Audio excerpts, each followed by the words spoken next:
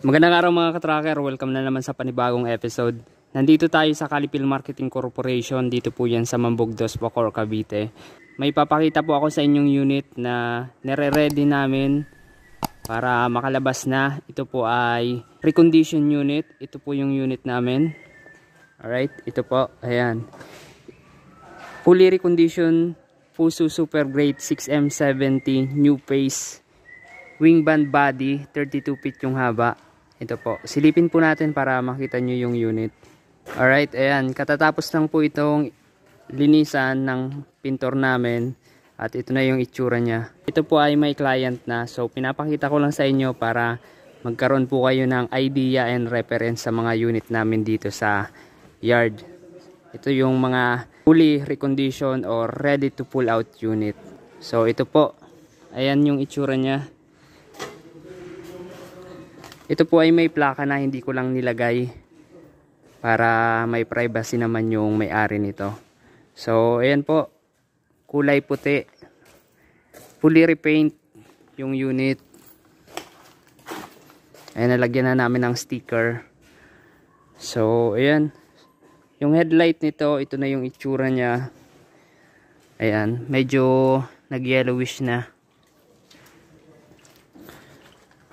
So, ayan po, merong windbreaker. Yung windbreaker po nito ay original dito sa unit. Stock sa unit. So, ayan po. So, yung capacity naman nito, gross weight capacity, 24,000. Net capacity naman na 12,000. 3 passenger. So, ito po, ayan. Complete accessories. Ayan. May mga rain visor pa yan, rain gutter. Antenna, tsaka yung side mirror natin, ito yung pang king long. Alright, so start natin. Bago natin ikutan, buksan natin yung mga ilaw para makita nyo.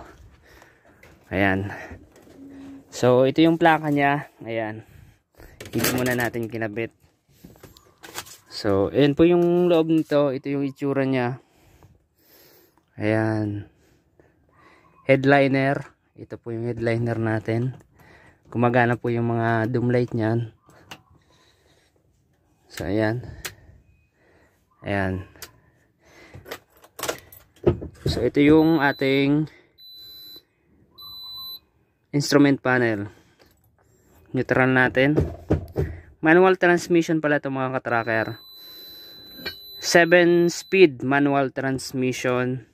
Ito yung mga switches ng ilaw. Aircon, hindi na pinalagyan ng client namin. So, walang aircon to. Yung radio nito, gumagana naman. Stock na radio. So, ayan po. Ayan, nag-start na. Yung gauges nito, all function naman. Ayan, naka-power window. Merong back seat. Meron itong ano mga ka-tracker, ayan. Original Japan back camera sa likod, may camera po siya. Ito po yung monitor natin. Ayan. Merong monitor, colored yung monitor natin. So ayan. Itong body na to, aluminum corrugated wing band. Naka 3 layer aluminum running guard dito sa gitna. Sa likod wala siya. Yung drop side nito, ayan, walang sariwa. Sariwa yung drop side. Naka center post. Meron siyang center post. Hindi diretso. Ang kaganda nito, hindi diretso. Dalawang fuel tank. Ayan. Dalawa po yung fuel tank natin. Naka M4 type clearance light. M4 type clearance light. So ito yung mga gulong natin mga kapal. Ayan. Mga kapal po yan. Ayan. 8 stud. Single differential lang.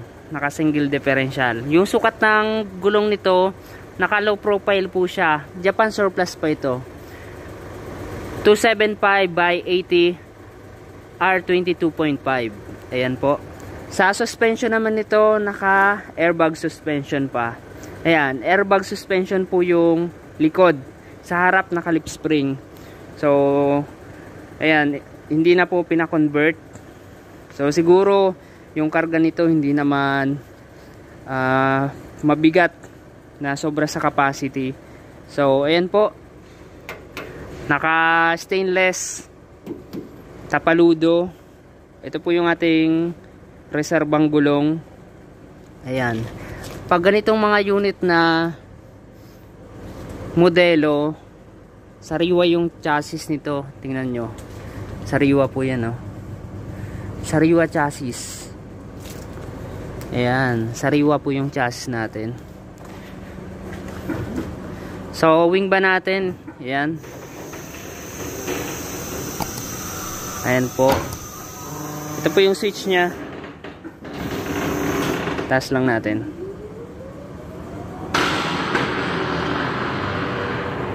Ayan.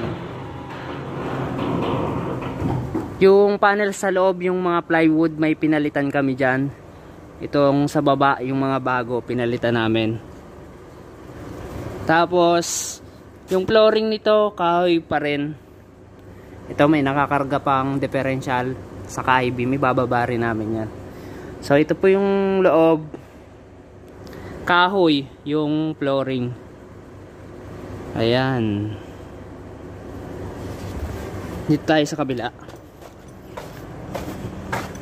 Ito yung likod, yung pinto, taillight. Ayan, standard na taillight, aluminum stepboard. So ito may lock to, may susi pa yan, yung ating pinto. Ayan. So ayan yung itsura ng likod. Dito sa kabila, ito po. Ayan. Ito yung wing, corrugated siya. Ayan. Stainless toolbox. Tapos yung ating battery, yan, may cover pa siya. Brand new battery. Okay.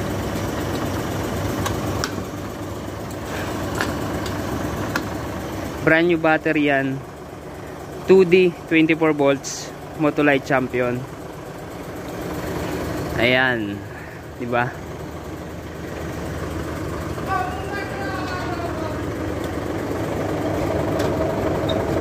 Iangat natin yung cab para makita nyo yung makina. So kapag ititilt natin yung cabin, dapat buksan yung front hood. So ayan, iangat natin para makita nyo yung makina.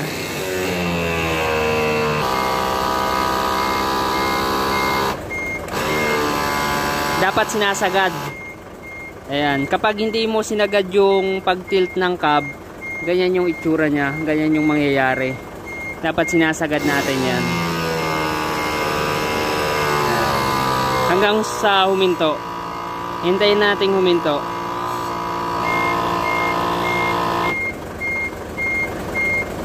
So ayan mga ka-tracker. So ito po yung makina niya, napakasariwa. Ayan, di ba? 6M70, 6 cylinder to mga ka-tracker. 6 cylinder, naka-turbo, double EGR, tsaka may AdBlue na to. Nandun yung lagayan ng urea, yung AdBlue. So ito po 6M70 7A T2. Ito po ay T2 na 6M70. Ang meron po itong 257 kilowatts, nasa 350 PS at 2000 RPM. Ayan, sariwang sariwa. Buksan natin yung oil filler cap. Ayan.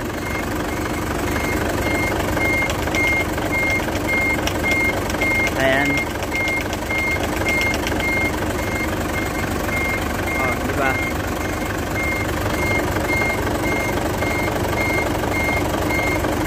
Ayan po. So ito yung ating radiator. Ayan o. Ayan, kitang kita na walang halo na langis. Malinis yung takip ng radiator reservoir natin. Alright mga katracker, ibaba na natin.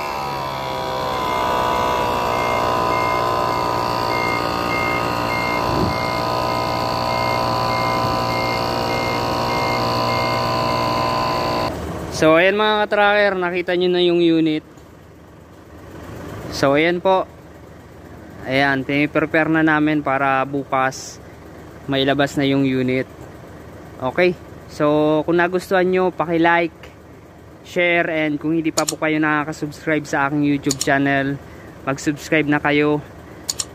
Hit nyo rin yung notification bell para updated kayo sa mga ilalabas nating bagong video.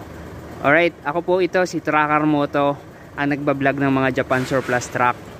Kung interested po kayo at naghahanap kayo ng truck, baka makatulong po ako sa inyo. Meron po dito mga available unit. Mag-message lang po kayo sa aking FB page, Tracker Moto. Ayan, para matulungan ko po kayo. So may mga available unit po dito. Small and big unit meron po tayo.